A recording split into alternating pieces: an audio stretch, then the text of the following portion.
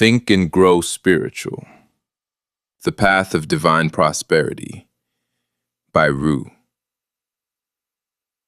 Chapter 1. The Hidden Secret of Wealth in Kemet and the Foundation, Knowing the Self. Wealth. You have been taught it is measured in gold, in cars, in status. But in Kemet, wealth was never metal.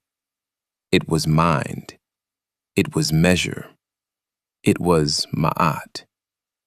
The ancients did not seek to possess. They sought to align. They knew that the one who walks in truth commands all things because order attracts abundance. They did not pray for money. They became worthy of it. They did not chase opportunity. They embodied it. To think and grow spiritual is to remember that prosperity begins in consciousness before it appears in form. The true alchemist of Kemet did not beg the Kheperu. He became the divine in motion. He aligned thought with divine law, and from that alignment, he shaped reality. Because the universe does not give what you ask for. It gives what you are. Chapter 2. Ren, the Power of Name. Ren, the sacred name. In Kemet, your Ren was your soul's frequency. It carried your vibration through eternity. When conquerors came, they did not need to cut chains. They cut names. Because to rename a people is to rewrite their destiny. Every time you answer to a label not born of your spirit, you give away a fragment of your power. To reclaim your Ren is to reclaim your throne. Say your name. Mean your name. Become your name. Because your name is not just sound. It is Heka. It is word magic.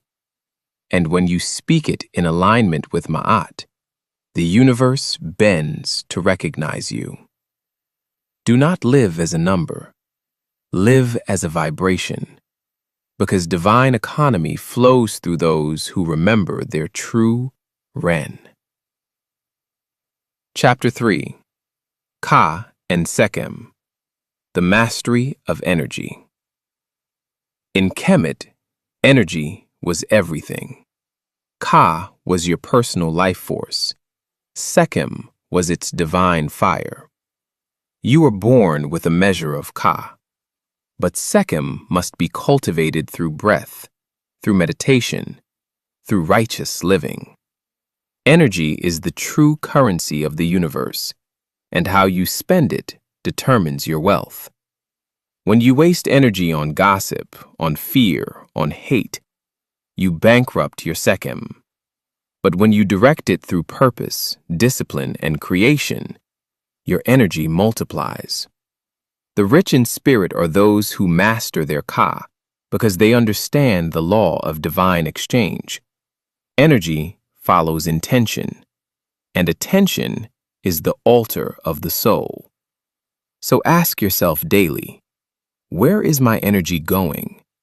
Who is feeding from my Sekhem? And what am I creating with my Ka? Because to master your energy is to master your destiny. Chapter 4. Tehuti's Law. Cause, Effect, Creation. Tehuti, the scribe of divine law, the one who recorded every deed, the mind of the Creator made manifest.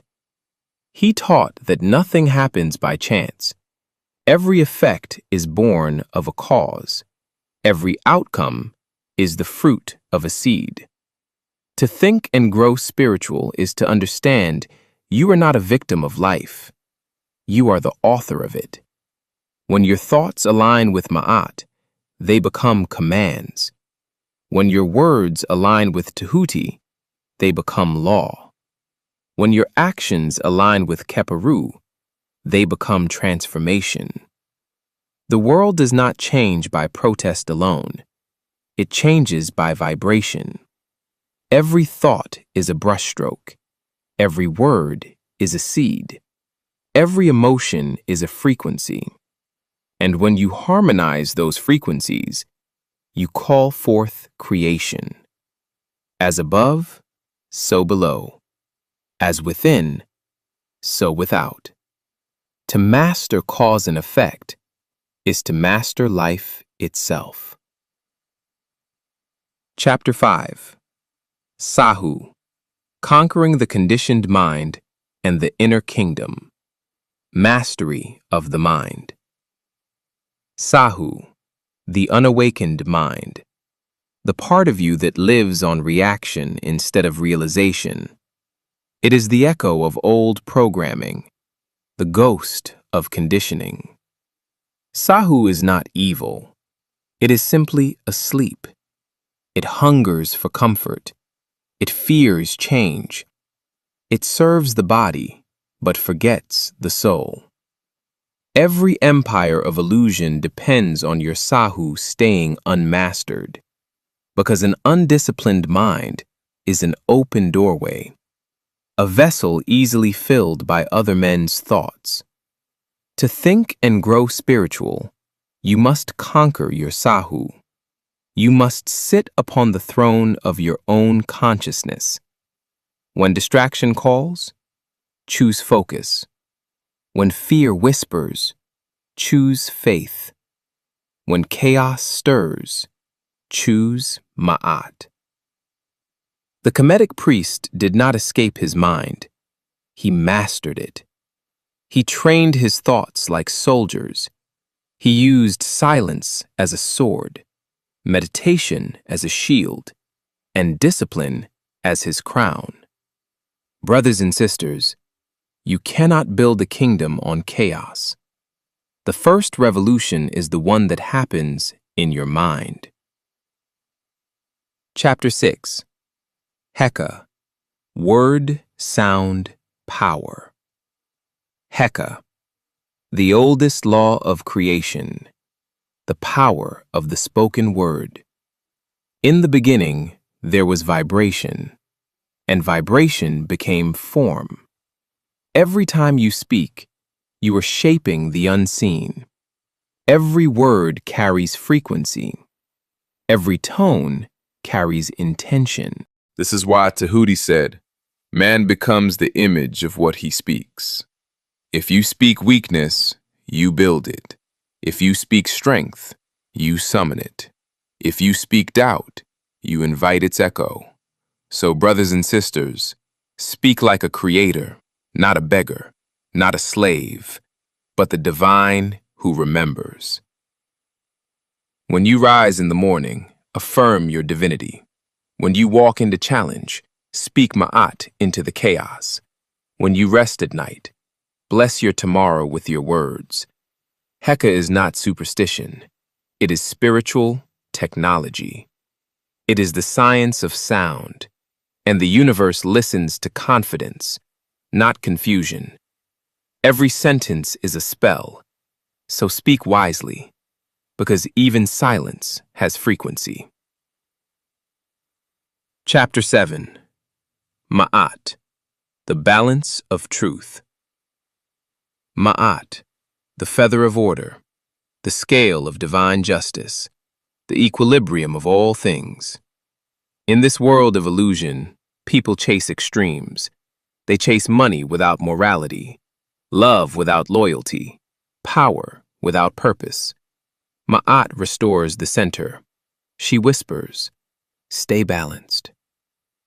If your giving has no discipline, you fall into exhaustion. If your discipline has no compassion, you fall into tyranny. Balance is not neutrality. It is precision.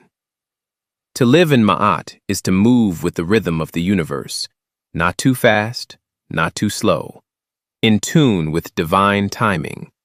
This is why the ancients weighed the heart against the feather, because truth has weight, but lies sink the soul. To think and grow spiritual, you must live in Maʻat, because the universe invests only in balance. Chapter 8. The Temple Within. The greatest temple is not made of stone. It is made of consciousness. You are the sanctuary. Your mind is the altar. Your heart is the flame. To build the temple within, you must purify thought, cleanse emotion, and consecrate intention. The walls of your temple are your habits. The pillars are your values. The roof is your discipline. Every time you meditate, you polish the floors. Every time you speak truth, you strengthen the foundation. Every time you forgive, you open the windows to light. The ancient Kemites did not visit temples to meet the divine. They built temples to remember they already were divine. So sweep daily, pray through action, worship through work, because the temple within is not built once.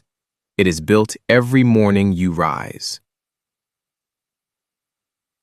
Chapter 9. The Sacred Science of Transformation and the Path of Becoming. Kheperu. In Kemet, the scarab beetle, Kheperu, symbolized the rising sun, he who becomes, he who rolls the light from darkness. This was not just symbolism, it was instruction. You are meant to rise daily, to push the sun of your spirit from shadow to sky. Kheperu means becoming. It is the process of continual rebirth. You are never finished. You are always unfolding. The caterpillar is not destroyed when it becomes the butterfly. It is fulfilled. Transformation is not punishment. It is promise. To walk the path of Kheperu is to say, I will not fear the death of my old self. I will let go of who I was to become who I am meant to be.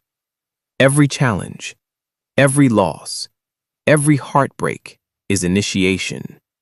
The universe will break what must be broken, so that what is eternal in you can be revealed. Chapter 10. The Alchemy of Suffering. Suffering is not the enemy.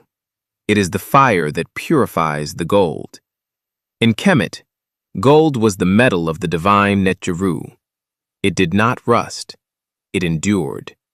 But before it could shine, it had to be burned.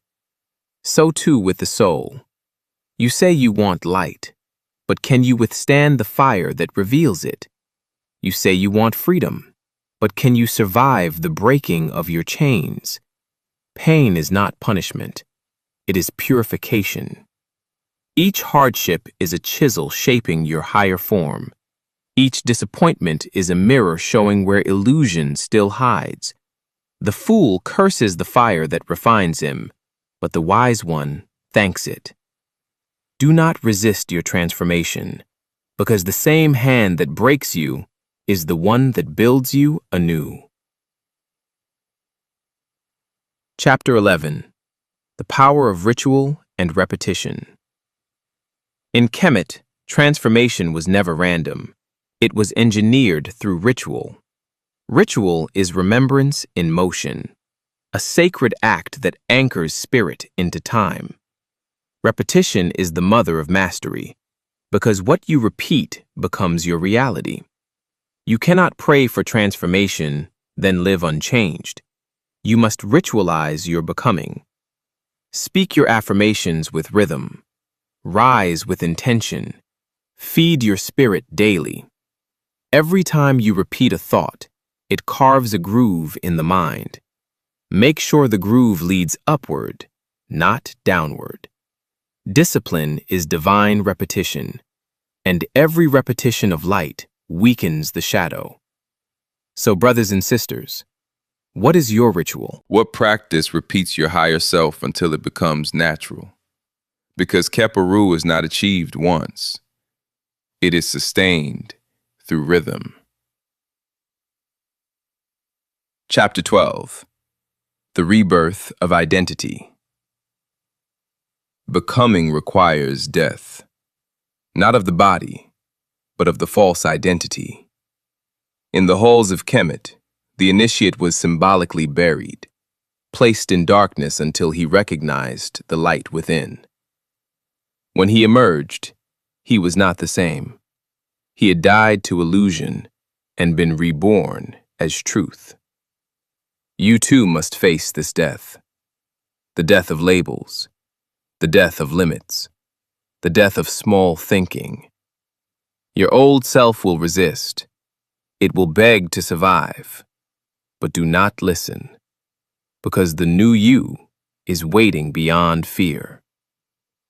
Kheperu demands faith. You must trust the unseen form you are becoming.